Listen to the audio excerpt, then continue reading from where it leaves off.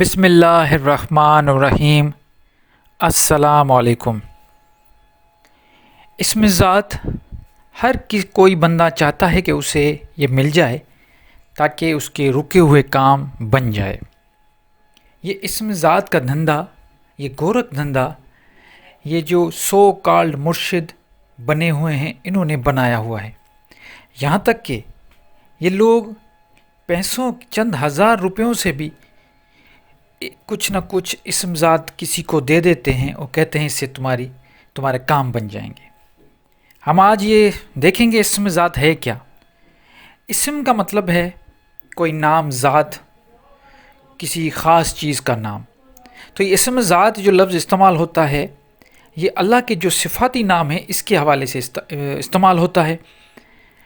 جتنے بھی 99 نام ہیں صفاتی نام، ان کو اسم ذات کہا جاتا ہے۔ اور پھر یہ جو بازارو قسم کے لوگ ہیں جو دکان کھول کے بیٹھے ہوئے ہیں، عامل بنے ہوئے ہیں، یہ کیا کرتے ہیں؟ لوگوں کو کہتے ہیں کہ آپ کی طبیعت کے حساب سے یا آپ کے پرابلم کے حساب سے ہم آپ کو اسم ذات دیں گے۔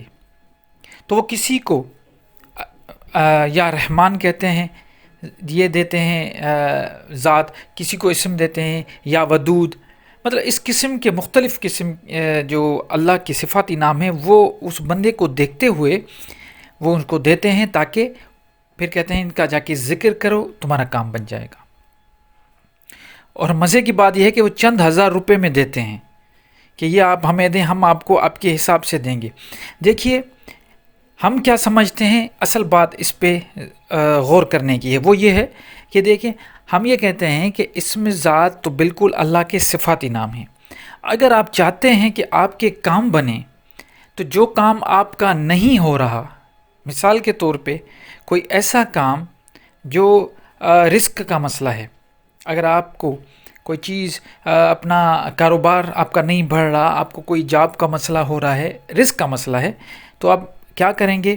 یا رزاق، اللہ تعالیٰ کا یہ اسم ذات یا رزاق۔ رزاق کا مطلب ہے رزق دینے والا۔ اب اس کو صرف پڑھنے سے کچھ نہیں ہوگا۔ ہم کیا سمجھتے ہیں؟ ہم کہتے ہیں کہ اب اپنے اندر وہ صفات بٹھانی ہیں، آپ خود دوسروں کے لیے ذریعہ بن جائیں رزق کا۔ اللہ تعالیٰ کا جو صفت ہے وہ ساری صفات انسان میں موجود ہیں، تو وہ جو خاص اسم ذات جو آپ میں کم ہے، آپ کو محسوس ہو رہا ہے کہ مجھے یہ چیز نہیں مل رہی، تو وہ آپ اسم جو ذات میں بتایا جیسے رزاق، وہ آپ اپنے اندر میں اپنے آپ میں ایڈاپٹ کریں گے اور خود ذریعہ بنیں گے اللہ کی مخلوق کے لیے، تاکہ ان کو رزق پہنچائیں۔ اب اللہ کی مخلوق کے لیے رزق پہنچانے کا کام ایسے ہے کہ فار ایگزامپل اپنے گھر کی چھتوں پہ اگر آپ نے پانی کے برتن بھر کے رکھ دیے صرف یہ سوچ کے کہ گرمیوں میں پرندے آ کے پئیں گے، یا شکر جو ہے وہ آپ نے کوئی کونوں میں، گھروں کے کونوں میں تھوڑی تھوڑی چھوڑ دی تاکہ جو چونٹیاں ہوتی ہیں وہ آ کے اس کو کھائیں گی، تو اس قسم کا، یہ تو میں نے چھوٹا سا مثال دیا ہے۔ یا آپ باہر جا کے کتے بلیوں کو اور دوسرے اللہ کے جو بھی ایسی مخلوق ہیں جن کو ضرورت ہوتی ہے کہ وہ انسان پہ ڈیپینڈ کرتے ہیں، تو وہ آپ ان کے لیے آسانی پیدا کریں۔ یہ میں نہیں کہتا کہ اگر کوئی بندہ ہے وہ کسی دوسرے، اگر کسی کو آپ نے کھانا کھلا دیا، یہ بھی بہت بڑی بات ہے، تو اپنے اندر یہ صفات لے کے آئیں کہ آپ بانٹنا شروع کریں۔ جو کچھ آپ کے پاس ہے اس کو جب آپ بانٹنا شروع کریں گے تو آپ میں یہ طاقت آ جائے گی۔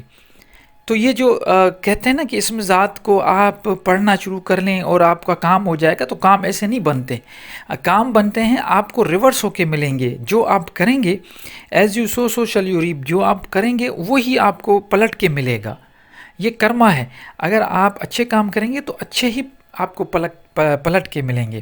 تو اس لیے اگر آپ چاہتے ہیں کہ آپ کے کام بنے تو وہ سارے اسم ذات آپ دیکھیں۔ اگر آپ چاہتے ہیں آپ پہ رحم ہو، آپ کے لیے عافیت نہیں ہے، آپ کو پریشانی ہے، آپ پہ بڑے مسائل چل رہے ہیں، آپ یا رحمان یا رحیم کا صرف ورد کریں گے تو اس سے کام نہیں بنے گا۔ آپ کو خود عافیت، لوگوں کے لیے عافیت پیدا کرنی ہے، آپ کو خود لوگوں پر رحم کرنا ہے، اللہ کی جو مخلوق ہے ان پہ رحم کرنا ہے۔ تو یہ اپروچ ہونی چاہیے۔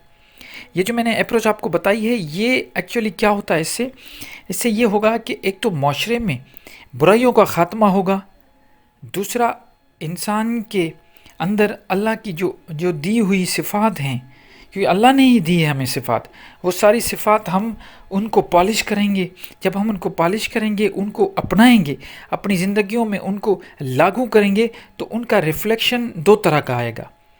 ایک ریفلیکشن یہ آئے گا کہ آپ کی زندگیوں میں آسانی پیدا ہو جائے گی.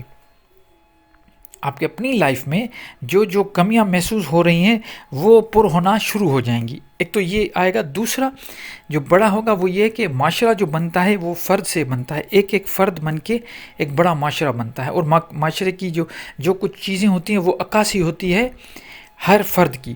تو جب فرد اس معاشرے کا اچھائیاں کرنا شروع کرے گا، دوسرے لوگوں کے لیے جینا شروع کرے گا ہر فرد، تو آپ سوچ سکتے ہیں کہ وہ معاشرہ ایک آئیڈیل معاشرہ بن جائے گا. وہ معاشرہ جسے ہم کہتے ہیں کہ اسلامک آئیڈیالوجی جو کہتے ہیں، اس معاشرے کی جو شکل ہے اس کو بنانے کے لیے اس معاشرے کے رہنے والے ہر ایک فرد کو یہ جو صفات ہیں یہ اپنانی پڑیں گی.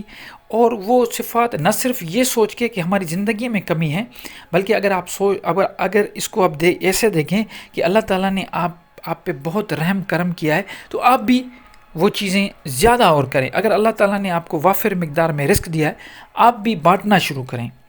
تو یہ دونوں طریقوں سے، اگر کمی ہے پھر بھی وہی اپنائیں، اور اگر زیادتی میں ہے، کثرت میں ہے چیزیں، پھر بھی اللہ کا شکر مناتے ہوئے، آپ گریٹیٹیوڈ دیتے ہوئے وہ کام پھر کریں. تو یہ دونوں طرف آپ کو یہی چیز ملے گی.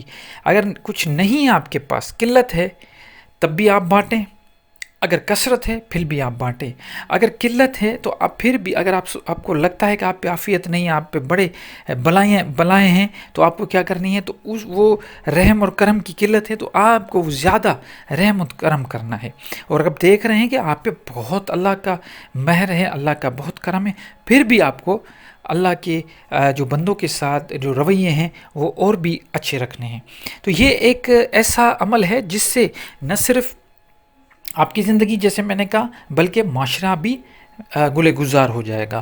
تو یہ ویڈیو بنانے کا سب سے بڑا جو مقصد ہے وہ یہ ہے کہ یہ جو عام پیر اور یہ جو مرشد گرو یہ سارے بنے ہوئے ہیں اور پیسے لے کے آپ کو کہتے ہیں کہ آپ پیسے دیں، یا ہمیں کوئی بھی دکشنا دیں، یا جو بھی آپ سے کچھ لیتے ہیں، کوئی تقاضا کرتے ہیں، اور وہ کہتے ہیں کہ آپ ہمارے پاس بیٹھیں، ہمارے پاس اسم ذات موجود ہیں اور ہم آپ کو وہ اسم ذات دیں گے تاکہ آپ اس کا ورد کریں اور اس کے بعد آپ کے کام بن جائیں گے. ایسا اگر ہوتا تو کوئی بھی پریشان نہیں ہوتا، اور پوری دنیا میں بس یہی لوگ ہوتے ہیں، کوئی بھی کام نہیں کرتا، بس وہ چلے جاتے ہیں ان لوگوں کے پاس اور ان لوگوں سے یہ اسم ذات لیتے ہیں، اور یہ اپنے دکانیں جو ہیں وہ چلا رہے ہوتے ہیں، اور دنیا میں اور کوئی کام نہیں ہوتا. تو ایسا کچھ نہیں ہے. یہ ویڈیو بنانے کا مقصد صرف یہ ہے کہ اپنے آپ کو، اپنے آس پاس کے لوگوں کو، اپنے بچوں کو، سب کو ان جعلی پیروں سے بچائیں. ایسی کوئی بات نہیں ہے.